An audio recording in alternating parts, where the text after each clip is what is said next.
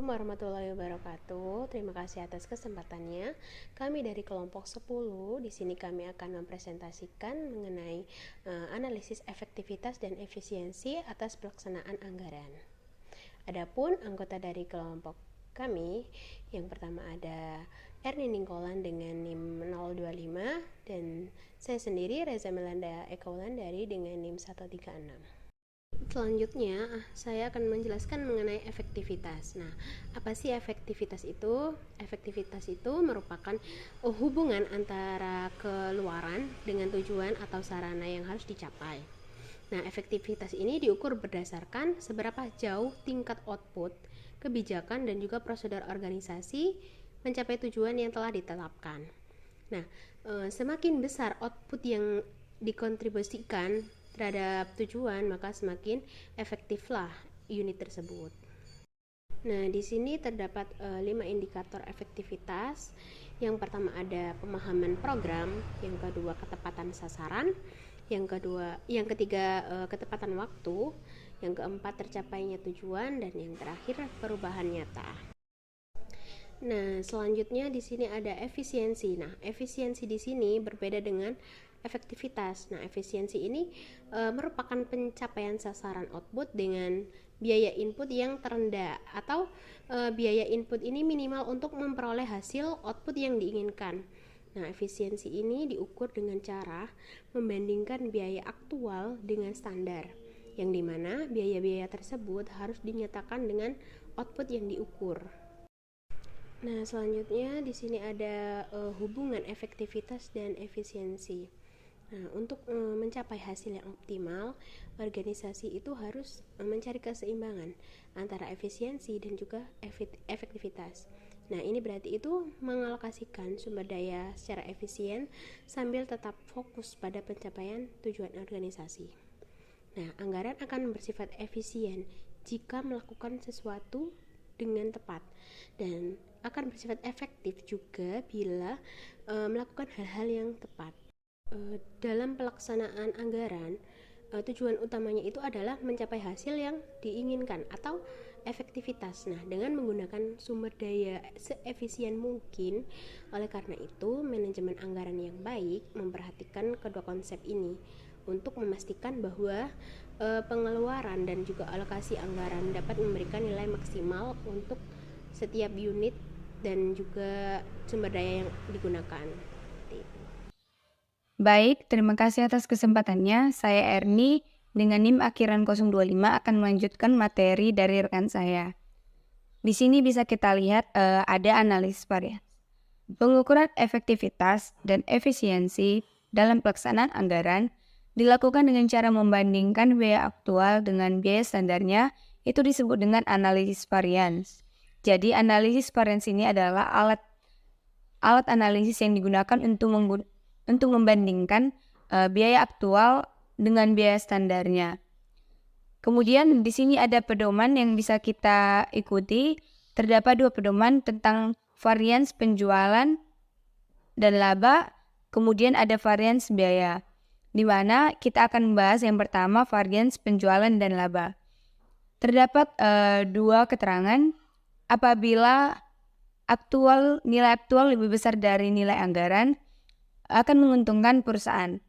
Jadi ibaratnya apabila penjualan sesungguhnya lebih besar dari penjualan yang dianggarkan atau yang direncanakan, maka itu akan menguntungkan perusahaan tersebut. Sebaliknya, apabila penjualan sesungguhnya itu lebih kecil daripada penjualan yang direncanakan sebelumnya, itu akan tidak menguntungkan perusahaan atau merugikan perusahaan. Sebagai contoh, terkait dengan aktual lebih besar dari nilai anggaran yang akan menguntungkan perusahaan apabila penjualan aktualnya 50 juta dan biaya dan penjualan yang direncanakan atau yang dianggarkan itu 40 juta, itu akan menguntungkan perusahaan sebesar 10 juta karena terdapat selisih dari penjualan yang sesungguhnya dengan yang dianggarkan. Sebaliknya, apabila nilai aktualnya lebih kecil, yaitu penjualannya sebesar 30 juta, Sedangkan penjualan yang direncanakan ada 35 juta, maka itu tidak menguntungkan perusahaan karena penjualan yang sesungguhnya itu lebih kecil dari yang dia rencanakan sebesar 5 juta. Kemudian yang kedua ada varians biaya, di mana di dalam varians biaya ini adalah kebalikan dari varians penjualan. Karena seperti yang kita ketahui, semakin besar biaya yang kita keluarkan, maka semakin besar pengeluaran kita, itu akan membuat perusahaan akan mengeluarkan biaya yang lebih besar dan itu tidak akan menguntungkan bagi perusahaan.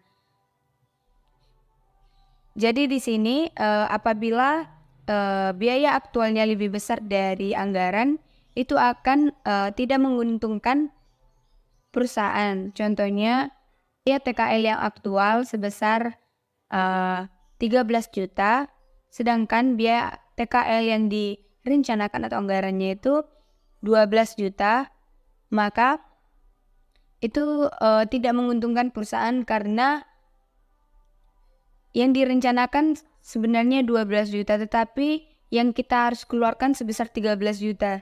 Jadi kita akan rugi sebesar 1 juta. Sebaliknya apabila biaya TKL-nya lebih kecil yang aktual dibandingkan yang dianggarkan, itu akan menguntungkan perusahaan. Contohnya, apabila biaya TKL yang aktual 10 juta, sedangkan biaya TKL yang direncanakan atau yang dianggarkan 12 juta, maka itu akan menguntungkan perusahaan sebesar 2 juta. Karena selisih dari yang sesungguhnya dengan yang dianggarkan. Kemudian di sini ada perhitungan terkait dengan varians biaya BBL dan varians TKL. Yang pertama kita akan masuk ke varians biaya BBL, di mana terdapat dua rumus. Yang pertama, varians harga dan varians efisiensi. Kita bisa mencari varians harga dengan rumus harga aktual dikurang harga anggaran dikali dengan kuantitas aktual.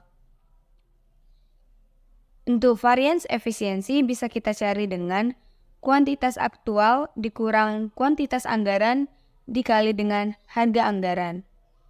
Itulah rumus yang akan kita gunakan untuk mencari varians biaya BBL. Kemudian di akhir kita bisa menambahkan varians harga ditambah dengan varians efisiensinya. Kemudian kita masuk kepada varians TKL, di mana untuk mencari varians TKL ini ada dua rumus juga. Yang pertama varians upah, di mana varians